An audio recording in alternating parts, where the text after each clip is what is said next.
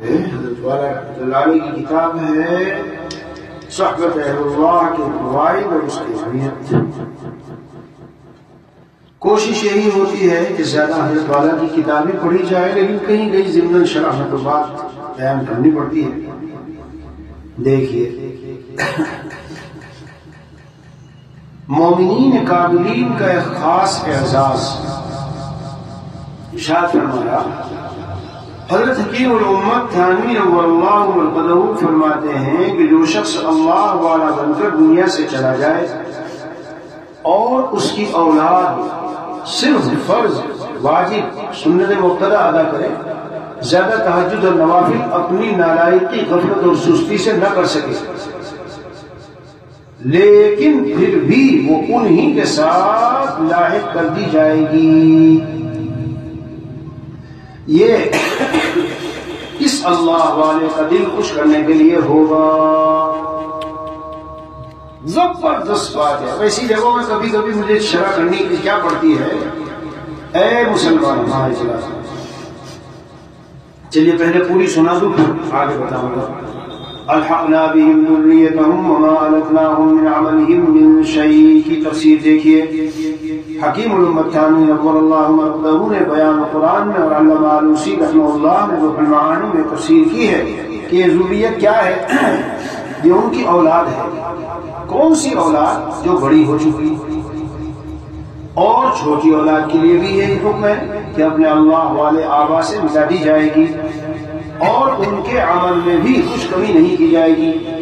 یہ نہیں کہ ان کا عمل تہجد نوافل وغیرہ کاٹ کر ان سستوں اور کاہلوں کو دے دیا جائے، نہیں، کچھ کمی نہیں کی جائے گی، محض ان کے اعزاز و اکرام کے لیے ان کی اولاد کو ان کے ساتھ لاحق کر دیں گے، لتسلیتہم ولسرورہم، تاکہ ان کو تسلی ہو اور ان کا دل خوش ہو جائے۔ پیارو، یہاں یہ بات جو آتی ہے دل میں، کہتا ہوں بندے ناچیز شرح کے طور پر کہہ رہا ہے، مزید ایک اضافے کے طور پر، کہ اس سے یہ بات صاف سمجھ میں آ گئی جو آج کل ہم اپنی غلط فہمیوں کی وجہ سے اولاد کے لیے بس مال مال مال، جائیداد، زمینیں، بلڈنگیں، دکانیں، فیکٹریاں، اتنا لمبا کر جاؤں بس میری اولاد فارغ ہو۔ اس کے مقابلے میں وہ اللہ والا جو خوب رویا دھویا، خوب اللہ کو خوش کیا، راضی کیا، اور اللہ سے گہرے تعلق قائم کیا، دین کا خادم بن کر زندگی گزاری، اور پھر مر گیا دین کا خادم بن کر، کمال کی بات صاحب دیکھ لیں۔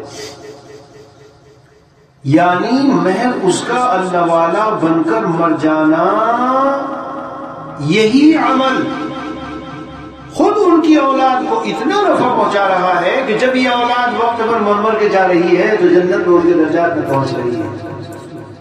تو اب ایک تو وہ والد تھا جس نے دولت کے انبار چھوڑے تھے ان کے لیے، اور ایک یہ والد ہے جو نیک اور اللہ والا بن کر مر کر دنیا سے گیا، تو صرف اس کی نیکی کی برکت سے اور اللہ والا ہونے کی وجہ سے یہ اولاد جب جب مر کے دنیا سے جائے گی، حالانکہ یہ نہیں بڑی اتنی بڑی اللہ والی، بس یہ تو فرائض واجبات کرتی رہی اور گناہوں سے بچتی رہی، لیکن ادھر قبر میں گئے برزخ میں، سیدھا جا اپنے والد کے پاس، جا اپنی امی کے پاس جا۔ اللہ تعالیٰ کہیں گے تو نالائق تھا، تو اتنا بری تھا، لیکن تیری امی ابا بڑے نیک تھے، جا ان کے پاس، وہ برزخ میں وہاں بیٹھے ہیں، جاؤ ان کے پاس جاؤ۔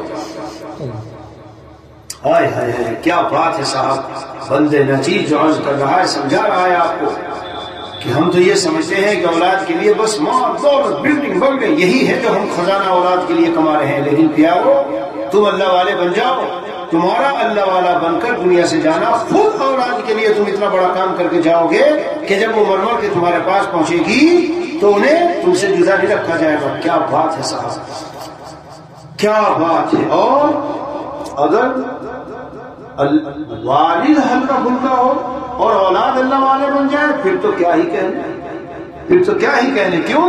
اس لیے کہ اولاد کی ساری نیکی والد کے حصے میں جاتی ہے۔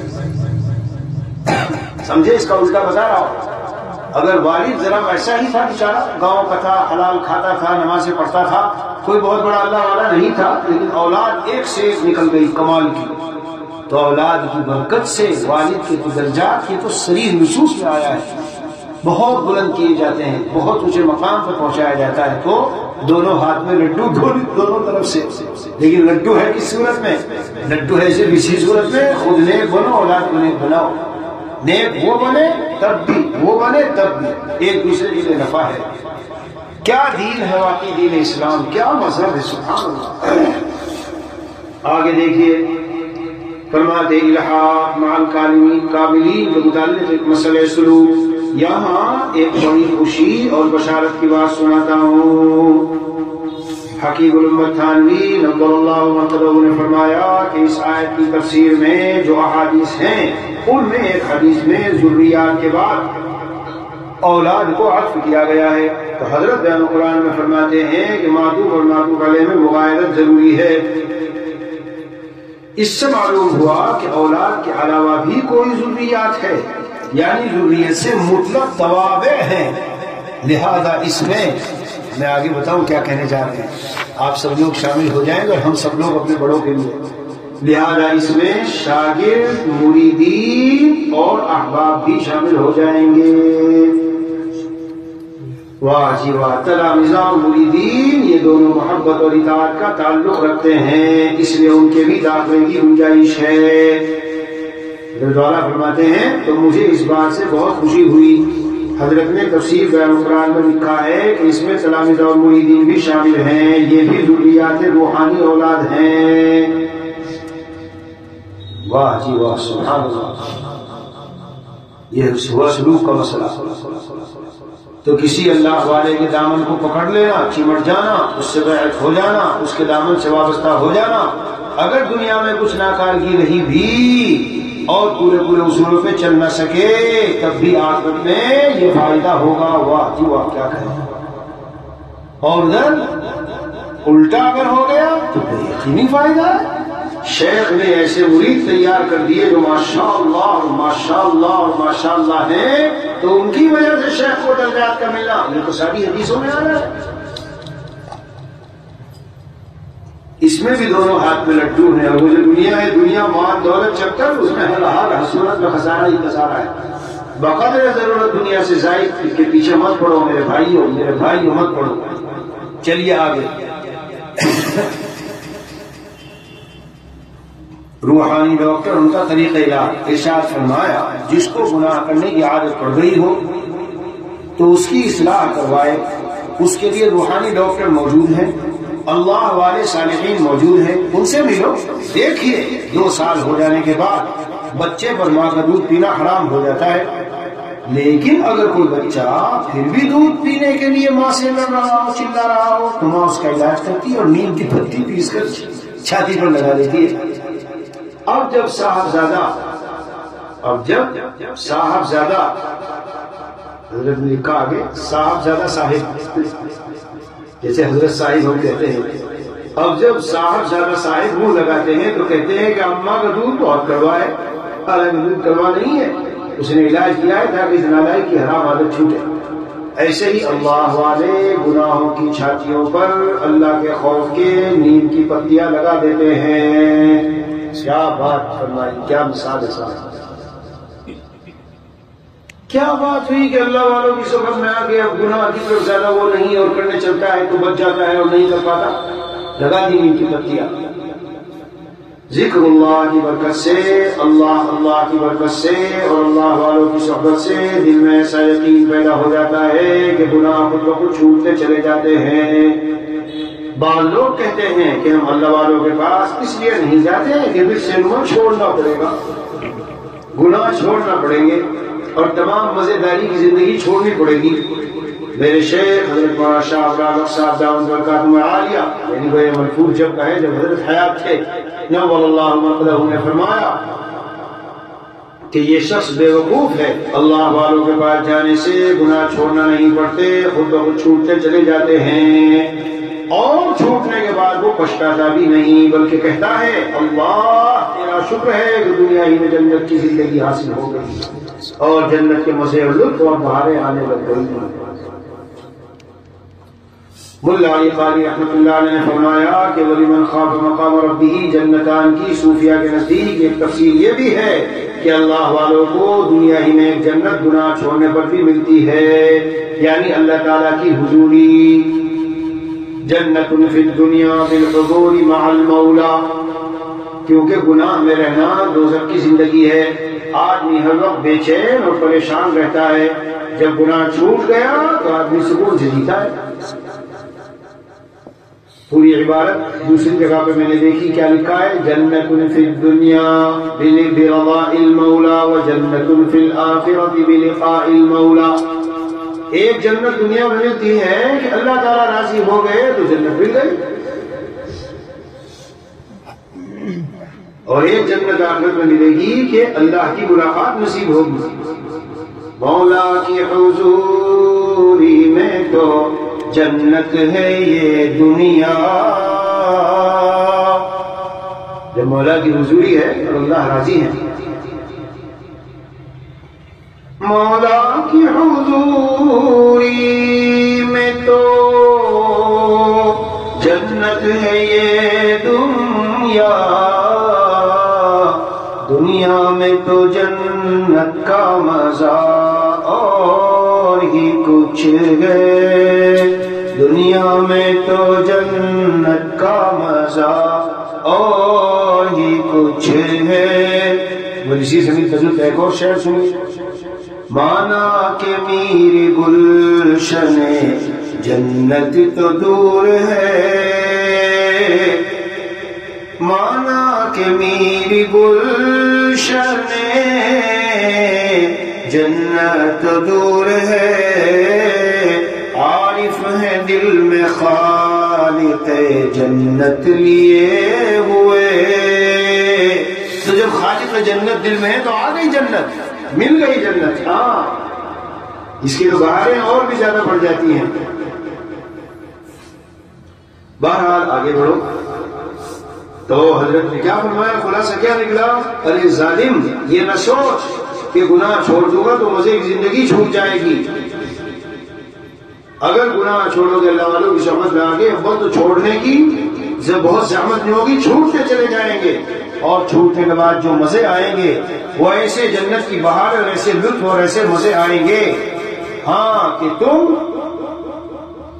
بعد میں یوں سوچو گے افسوس افسوس کہ میں تو ابھی تک شہتوت کے درخت کے پتے پر لگے ہوئے اس کیڑے کی طرح تھا کہ جو کیڑا پتے پر کو چوستے چوستے چوستے چوستے سمجھ رہا ہے یہی بہت زیادہ رسیلا اور میٹھا ہے، اس کے آگے اور کچھ نہیں ہے. اور اس بیچارے نے جان دے دی. کاش اگر وہ پہنچ جاتا کہاں تک، جو شہتوت کا اصل پھل ہے، اور وہ دیکھ لیتا کہ اس میں کیا رس اور ذائقہ ہے، تو تب وہ کہتا افسوس میں کس کو نہ سمجھا تھا. تو شکر مناؤ کہ تم پہنچ گئے ہو، شہتوت کے اس درخت کے پھل تک پہنچ گئے. یہ مثال مولانا رومی رحمۃ اللہ علیہ نے دی ہے. آگے دیکھیے تقوی کی مشق کیسے اور کہاں ہو. فرمایا اب سوال یہ ہے کہ تقوی کی مشق کیسے ہو. آنکھوں پر، کانوں پر، درد سارے اعضاء پر تقوی نافذ کرنے کی مشق کیسے ہوگی. تو یہ مشق خانقاہیں کرائیں گی، بشرطے کہ وہ خانقاہ کسی سچے اللہ والے کی ہو، حلوے مارنے والی خانقاہ نہ ہو. ہاں ایسے مزے لوٹ رہے ہیں، کھانے پینے خوب چل رہے ہیں، بریانی کباب مرغ سب، چاروں طرف سے بڑے بڑے سیٹ صاحب آ رہے ہیں، نذرانے لا رہے ہیں، اور دس بکرے چڑھ رہے ہیں پیر صاحب پر، اور کاٹ کاٹ کے دیگیں اتر رہی ہے. یہ سب بھائی میں اپنی شرح کر رہا ہوں. تو وہاں اللہ نہیں ملتا. اللہ والے جی اور حلوے والے الگ ہوتے ہیں. دیکھ لو حکیم الامت کے صدقے میں لوگ کہاں سے کہاں پہنچ گئے. ہماری آنکھوں کے سامنے یہ جامعہ ہے. حضرت مفتی محمد حسن امرتسری رحمۃ اللہ علیہ سراپا اس بات کی ہدایت ہے کہ اتنے بڑے عالم ہو کر تھانہ بھون گئے، اپنے نفس کو مٹایا، صاحب نسبت ہوئے، پھر ایک عالم ان سے فیضیاب ہوا. یہ یہاں لفظ لکھنے میں خطا ہو گئی.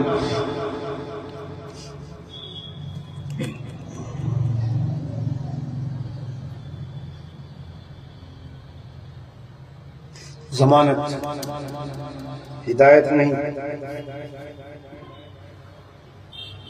ہماری آنکھوں کے سامنے یہ جامعہ ہے. حضرت مفتی محمد حسن امرتسری رحمۃ اللہ علیہ سراپا اس بات کی ضمانت ہے کہ اتنے بڑے عالم ہو کر تھانہ بھون گئے، اپنے نفس کو مٹایا، صاحب نسبت ہوئے، تو پھر ایک عالم ان سے فیضیاب ہوا. حضرت جلال الدین رومی رحمۃ اللہ علیہ فرماتے ہیں کہ تھوڑی سی محنت کر لو، نفس کو اللہ والوں کی صحبت میں رہ کر مٹا لو، نفس کی حرام خواہشات کا خون کرنے کی مشق کر لو، یعنی حرام خواہشوں پر عمل نہ کرو تو ایک جہاں تم سے زندہ ہوگا۔ یہ مت سمجھو کہ خواہشات مٹ جائیں گی تو ہم بھی مٹ جائیں گے، نہیں ہے دوستو، نفس کو مٹا کر تو دیکھو، تم خود ہی زندہ ہو جاؤ گے اور ایک جہاں تم سے زندہ ہوگا، یعنی تم خود ولی اللہ ہو جاؤ گے اور تمہاری برکت سے لاکھوں ولی اللہ پیدا ہوں گے۔ اے سالکین، اگر تم اپنے نفس کی جاہ اور باہ کو مٹا لو، اے سالکین، اگر تم اپنے نفس کی جاہ اور باہ کو مٹا لو تو تم مٹو گے نہیں، ایک عالم تم سے زندہ ہوگا۔ مولانا رومی رحمۃ اللہ علیہ کا ذرا اسلوب بیان تو دیکھو، فرماتے ہیں نفس خود را کش جہان زندہ کن، نفس خود را کش جہان زندہ کن، اپنے نفس کو مار ڈالو، قتل کر دو اور ایک جہان کو تم سے زندہ کر دو گے، ایک جہاں تم سے زندہ ہوگا۔ اللہ والوں کی غلامی اور صحبت کے معنی یہ نہیں ہے کہ ان کے مالدار مریدوں کو دیکھتے رہو۔ زبردست بات فرمائی، یہ عیب پیدا ہو جاتا ہے جی، خانقاہوں میں، مرکزوں میں، مدرسوں میں اور بڑی بڑی جگہوں میں یہ عیب پیدا ہوتا ہے کہ کسی اللہ والے سے جب بڑے دولت مند، دولت و ثروت والے جڑتے ہیں تو بھی بہت سے مریدین ان کے ساتھ دوستیاں بناتے ہیں۔ یہ خطرناک ہوتا ہے بہت ہی۔ اللہ والوں کی غلامی اور صحبت کے معنی یہ نہیں ہے کہ ان کے مالدار مریدوں کو دیکھتے رہو، اللہ والوں کے پاس اللہ کو حاصل کرو۔ واللہ کہتا ہوں، دنیا دار تمہاری جوتیاں اٹھانے کے لیے دوڑیں گے۔ انگور کے کیڑے مت بنو۔ انگور کا کیڑا انگور کھانے چلا تھا کہ ہرے ہرے پتے دیکھ کر دھوکے میں آ گیا اور اسی کو انگور سمجھ کر ساری زندگی اسی پتے پر چپٹا رہا اور اسی پتے پر اس کا قبرستان بن گیا اور انگور سے محروم رہا۔ اسی طرح بعض مرید اللہ کو حاصل کرنے چلے لیکن دنیا کی رنگینیوں میں گم ہو گئے اور اللہ سے محروم دنیا سے چلے گئے۔ اللہ تعالیٰ پناہ میں رکھے۔ بہت دیکھے ہم نے ایسے خانقاہوں میں اور مرکزوں میں وہ ارد گرد رہنے والے 20-20 سال 30-30 سال سے، اور کہاں ہیں؟ جہاں تھے وہیں کے وہیں، جب چاہیے نماز قضا ہو رہی ہے، جب چاہیے معاشرتی بے اصولی کر رہے ہیں، جب چاہے معاملات میں لوگوں کے ساتھ گڑبڑیاں کر رہے ہیں۔ کیوں؟ اللہ نہیں ملتا بھائی اس طرح، بلکہ میرے دل میں آج ہی اللہ تعالیٰ یہ بات ڈال رہے، اللہ نے ڈالی۔ کیا بات؟ کہ ایسے خادموں سے وہ عوام جو کبھی کبھی عقیدت میں اللہ والوں کے پاس آتی ہے اور محبت سے بات سنتی ہے اور ان کی باتوں کو مضبوطی سے پکڑ کر عمل میں لاتے ہیں، حالانکہ زیادہ نہیں رہتے، زیادہ صحبتوں میں نہیں آتے اور زیادہ مطلب وہ صوفی صافی نہیں کہلاتے، وہ شاید کئی گنا درجے میں بڑھ جائیں گے ان کے مقابلے میں جو اللہ والوں کے پاس رہ کر مادی مفادات کے چکر میں رہ کر وہ اٹھاتے ہیں۔ ہاں بہت خطرناک ہے، بہت ہی خطرناک ہے۔ کیا ٹائم ہوا ابھی؟ جی اچھا۔ اصلی پیر اور اصلی مرید، آج صبح صبح اللہ تعالیٰ نے میرے قلب میں ایک عظیم الشان مضمون عطا فرمایا۔ حضرت والا فرماتے ہیں آج صبح صبح اللہ تبارک و تعالیٰ نے میرے قلب میں ایک عظیم الشان مضمون عطا فرمایا، وہ یہ ہے کہ اصلی مرید کون ہے۔ دیکھیے تو ہم سب کے لیے عبرت ہے، یعنی میرے آپ کے لیے، میرے بھی لیے، مثلا آپ کے لیے، ہم سب اس میں شامل ہیں۔ میرے شیخ UK میں رہتے ہیں اور ان کے ماننے والے ایسے بڑے بڑے لوگ اور علماء اور مشائخ جن کے جامعات اور بڑے بڑے مدرسے، اور یعنی ایسے بس کہ آدمی ذرا سا جائے اور رہے اور تھوڑی سی کچھ اپنی شہرت سی بنائے اور سارے عالم میں چکر کاٹے پھر۔ سمجھا رہا ہوں۔ تو اگر ہم اس لیے تعلق کریں اور اس لیے وہاں جانا شروع کریں تو خاک ہے، خاک ملے گی، خاک کچھ نہیں ملے گا، کچھ نہیں ملے گا، بالکل بے مراد اور محروم رہو گے۔ اور اگر اس لیے جائے کہ مجھے کسی سے نہ دیکھنا ان کی طرف، نہ میرا کوئی مطلب، نہ واسطہ، نہ مجھے کسی سے تعارف کرنا، نہ کرانا، بات ہوگا نکلی بات تو سن لو۔ جب میں حضرت والا رحمۃ اللہ علیہ کے پاس جانا شروع ہوا تو بس جاتا تھا، بیٹھ کے سنا کرتا تھا۔ ایک عرصے تک اسی کو بھی خانقاہ میں حضرت کے بیٹے حضرت کے صاحبزادے مولانا مظہر صاحب سے ہمارا کافی تعلق تھا۔ اصل میں تو میں انہیں کے حضرت کے پاس ہی جاتا تھا، مولانا مظہر صاحب کے پاس، حضرت حکیم صاحب سے پاس حضرت والا کے پاس میں جاتا نہیں تھا، کیونکہ مزاجن حضرت مشیر احمد رحمۃ اللہ علیہ کا مزاج تھوڑا الگ تھا، تو مزاجن مناسبت نہیں تھی۔ ایک مرتبہ رمضان میں گیا ہوا تھا، حضرت کے کمرے میں، حضرت کے صاحبزادے کے کمرے، جو مولانا مظہر صاحب کا کمرے خاص ہے، وہی سونا، ان کے ساتھ کھانا پینا اٹھنا بیٹھنا سب وہاں ہوتا تھا، شفقت تھی حضرت کی رکھتے تھے۔ تو بہرحال تو 29ویں رات تھی اور حضرت کے پوتے حضرت مولانا ابراہیم صاحب کا قرآن ختم تھا، تو مولانا مظہر صاحب نے فرمایا کہ آج ان کو مفتی امجد کو بیان کرنے کے لیے کو، میرے گھر میں تو بیان کرتا ہوتا نہیں ہوں، میرے سے نہیں بیان نہ تھا کہ نہیں میں تو قریب بھی نہیں لگوں گا، پھر میں ابھی سے دور جا رہا ہوں، اور نماز سے پہلے ہی میں بالکل پیچھے چلا گیا ہوا، بالکل جہاں لوٹے جہاں مسجد میں وہ وضو کرتے وہی وضو کر کے وہیں ایک طرف بیٹھ گیا، کیونکہ گھبرا گیا میں کہ تم سے آج بیان کرانے کا چکر ہے۔ لیکن جیسے ہی ختم قرآن ہوا 29 رات میں، تو میں نے اعلان کر دیا، اب لوگوں نے دیکھ کر کہا ہے مجھے پکڑ کے لیا ہے، تو بیٹھنا پڑا وہاں، زبردستی بیٹھ گیا، چھوٹی سی 5 منٹ میں اپنی وہ سناتا ہوں، اس پر یہ شہرت کی غلط سے اگر جاؤ گے ہلاک ہو جاؤ گے، کچھ نہیں ملے گا، ایسے ہی محروم رہو گے۔ بہرحال تو قرآن ختم تھا، میں نے ذالک الکتاب لا ریب فیہ کی آیتیں پڑھ کر اور جو دل میں آیا باتیں بیان کی۔ لیکن پھر جب دعا کرنے میں بیٹھا اور 15 منٹ تک دعا میں لوگ ایسے تڑپ کے جاتے تھے، ایسی ان کی چیخیں نکل لگی تھی اور کلیجہ منہ آ رہا تھا، تو صاحب دعا ختم ہوتے ہی حضرت مولانا مظہر صاحب کے پاس پیغام آیا، یہ کون عالم ہے جو ہے یہاں، کون ہے، کہاں سے ہے، ان کو حضرت بلا رہے ہیں، کون آدمی تھے جنہوں نے دعا کرائی؟ میں گیا حضرت کے کمرے میں، فرمایا، اسے دیکھا، میاں کون ہو تم، کہاں سے آئے ہو؟ تمہاری دعا نے آج اللہ کے عرش کو ہلا دیا، یہ حضرت کے الفاظ تھے۔ اور بس اس کے بعد تو حضرت پیچھے پڑ گئے، کس سے مرید ہو، کس سے بیعت ہو؟ میں نے کہا حضرت میں تو حضرت مشیر احمد رحمۃ اللہ علیہ سے بیعت تھا، پھر تو نہیں، کسی سے ہونا چاہیے، دیکھو افریقہ میں تلاش کرو کسی کو، کسی سے جڑ کے رہنا چاہیے۔ پھر وہ جو مریدین کی عادت ہوتی ہے، جسے میں انتہائی ناپسند کرتا ہوں، انتہائی ناپسند، سب بات ہونے کے بعد اور نہیں تو حضرت والا سے بیعت ہو جاؤ، برابر والے بول رہے ہیں۔ لیکن میری جیسی طبیعت میں کمرے سے نکلا، میں نے کہا اندر غصہ، یہ کیوں میں نہیں کہتے اس طرح کہ حضرت سے بیعت ہو جاؤ؟ ابھی 1-2 دن گزرا، پھر سے حضرت نے بلایا، بلا کے لاؤ، تم نے کوئی استخارہ وغیرہ نہیں کیا؟ میں نے کہا حضرت میں کوئی استخارہ نہیں کیا، ضرور کسی کے دامن سے وابستہ ہو کر، ہاں چلا گیا۔ پھر جمعرات کے دن میں نے اطلاع بھیجی کہ حضرت نہیں، میں گیا خادم سے، میں نے کہا بھائی مجھے تو حضرت سے ہی بس تعلق قائم کرنا ہے۔ تو حضرت نے خادم سے پوچھا کوئی آیا تھا کیا بات کی؟ وہ آئے تھے اس نیت سے، میں نے کہہ دیا ہاں شاید یہ بدھ کا دن تھا، منگل کا، میں نے کہہ دیا جمعرات کو حضرت بیعت کرتے ہیں، جمعرات کو آ جانا۔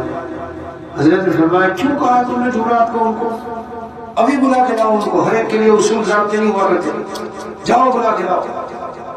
گیا تو حضرت نے پوچھا تم نے استخارہ کیا؟ حضرت میں نے اپنے دل کو اس طرح پایا اب مجھے استخارے کی ضرورت نہیں، بالکل تردد نہیں ہے، بڑا انشاء ہے کہ میں حضرت سے وابستہ ہو جاؤں۔ ہو گیا، بیعت ہو گیا، اس کے بعد پھر رہنے لگا۔ اب رہنا شروع کر دیا تو میں رہ رہا ہوں اور وقت لگا رہا ہوں، پھر گیا دوبارہ وقت لگا رہا ہوں۔ میرے ایک بے تکلف دوست آ گئے، یہ جو مولی امجد صلی اللہ علیہ حیدرآبادی یہاں بیٹھے ہیں، بالکل ان کی کاپی، اور حیدرآبادی وہ مدینہ شریف میں رہتے تھے اور بہت بے تکلفی، بہت ہی محبت ایک دوسرے کو آج تک ہے ان سے، بھائیوں سے، ہمیں ان سے ان کو۔ انہوں نے کہا حضرت یہ تو بیٹھے مفتی امجد یہاں آپ کے پاس، آپ نے ان کو سنا نہیں کبھی؟ کیا سننا ہے حضرت؟ ان سے سنو، یہ تو ایسا پڑھتے ہیں اور ایسا پڑھتے ہیں اور ایسا پڑھتے ہیں۔ اس نے جو باتیں کہنی شروع کی، حضرت اچھا بلا کے لاؤ، کمرے میں اندر خاص مجھے لے گئے، یہ کہہ رہے ہیں کہ آپ ایسا پڑھتے ہیں اور اتنے دنوں سے رہ رہے ہو، تم نے کچھ سنایا نہیں؟ میں نے کہا حضرت میں تو کان بن کے آیا ہوں حضرت آپ کے پاس، کیونکہ میں سننے آیا ہوں، سنانے تو نہیں آیا، لیکن اگر حضرت حکم فرمائیں گے تو جو مجھ سے ہوگا میں سنا دوں گا۔ چنانچہ میں نے کچھ وہ اشعار تھے جو حضرت فردوسی رحمۃ اللہ علیہ کے یہاں میں نے حضرت ہی کا کلام سنایا تھا، وہ کون سے اشعار تھے کہ سوائے تیرے کوئی ٹھکانا نہیں ہے یار جدھر بھی جاؤں. وہ جو میں نے خانقاہ میں سنائے، اب تو صاحب رات کے 11:15 بجے تھے. حضرت نے کہا سارے لوگوں کو اٹھاؤ جتنے خانقاہ میں ہیں، سب کو لے آؤ. حضرت کمرے سے باہر نکل گئے، باہر بیٹھ کے کہتے آؤ سب سنو، دیکھو یہ کیسا پڑھتے ہیں، آج کے بعد روزانہ تمہیں پڑھنا ہے. حضرت کا مزاج تھا ایسا. میں نے جو 2-3 دن پڑھنا شروع کیا تو صاحب بعض لوگ جل بھول کے خار ہو گئے بالکل. اور شیخ اشعار میں اور نثر میں میرے خلاف باتیں کہ یہ ٹھیک نہیں ہے، اور ایک نیا آدمی آیا ہے، حضرت کی باتیں سننی چاہیے اور حضرت کے مواعظ سننے چاہیے، کان بن کے رہنا ہوتا ہے، اور شیخ کے سامنے اتنے بولتے نہیں ہے. میں خاموش، کیونکہ اس کو تو پتہ نہیں بیچارے کو مجھے شیخ نے حکم دیا ہے. تو پھر کبھی کبھی باتوں میں نے زوردار جوشیلے انداز میں ان کو میں نے کیا دیا جواب، لیکن جواب کے طور پر نہیں. جب دن گزر گئے اور باتوں میں باتیں نکلی، میں نے کہا میرے حضرت والا دامت برکاتہم اتنی زندگی تک کوئی بیان تقریر نہیں کرتے تھے.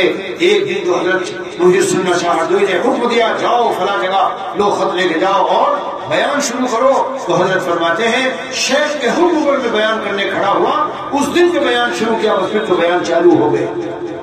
تم بندے ناچیز کو بھی جب شیخ نے حکم دے دیا تو کھڑا ہو گیا ہوں آپ کے سامنے. میرے پاس کچھ نہیں ہے، جب شیخ کا حکم ہے تو حکم کی تعمیل کر رہا ہوں. بس پھر وہ سب ٹھنڈے ہوتے چلے گئے. مجھے کہا باتوں نے تمہارا مزاج یہ خانقاہ وانقاہ والا نہیں ہے، تمہیں تو یہاں سے کب سے نکال کے باہر کر دیتے، لیکن حضرت چاہتے اتنا ہے کہ کیسے کوئی کس کی کیا چلے. چاہتے اتنا ہے تمہیں حضرت کہ چلنے رہی کسی کی، ورنہ بالکل نہ لینے دیتے. یہ سب مناظر ہیں جو صاحب یہ نہ سمجھنا وہی آئے آپ کے ساتھ، ہر جگہ آئیں گے. ہاں ہر جگہ آئیں گے، ہر جگہ آتے ہیں اور ہر جگہ آئیں گے. اللہ عز و جل مدد فرماتے ہیں. پھر جی طبیعت میں انقاف فرماتے ہیں کہ یہ ہے کرنے کا، یہ ہے نہ کرنے کا. تو یہ بات کہاں سے نکلی؟ اس سے نکلی کہ میں خانقاہ حضرت کی خانقاہ میں جاؤں اور وہاں لندن سے، امریکہ سے، افریقہ سے بڑے بڑے لوگ آئے ہوئے ہیں اور دھواں بیان وہاں شروع کروں تاکہ یہ میرے معتقد بنے، اور پھر جو ہے مجھے ان سے ڈائریکٹ رابطے ہوں، میں چاروں طرف چلوں. یہ تو ساری دنیا ہے. آپ تو ضائع کر رہے ہیں اپنے آپ کو، ضائع کر رہے ہیں. سب سے پہلی نیت یہ ہونی چاہیے کہ اللہ کی نگاہ میں میں محبوب بنوں، اور جب اللہ محبوب بناتے ہیں تو روایت میں آیا کہ پھر اللہ حضرت جبرائیل کو کہتے ہیں میں نے فلاں بندے کو محبوب بنایا، تم بھی محبت کرو. پھر سارے آسمانوں میں اعلان ہوتا ہے تم سب اے فرشتوں محبت کرو، اور پھر وہ محبت زمین والوں کے دلوں میں ڈالی جاتی ہے. یہ ہے سسٹم محبوب بننے کا.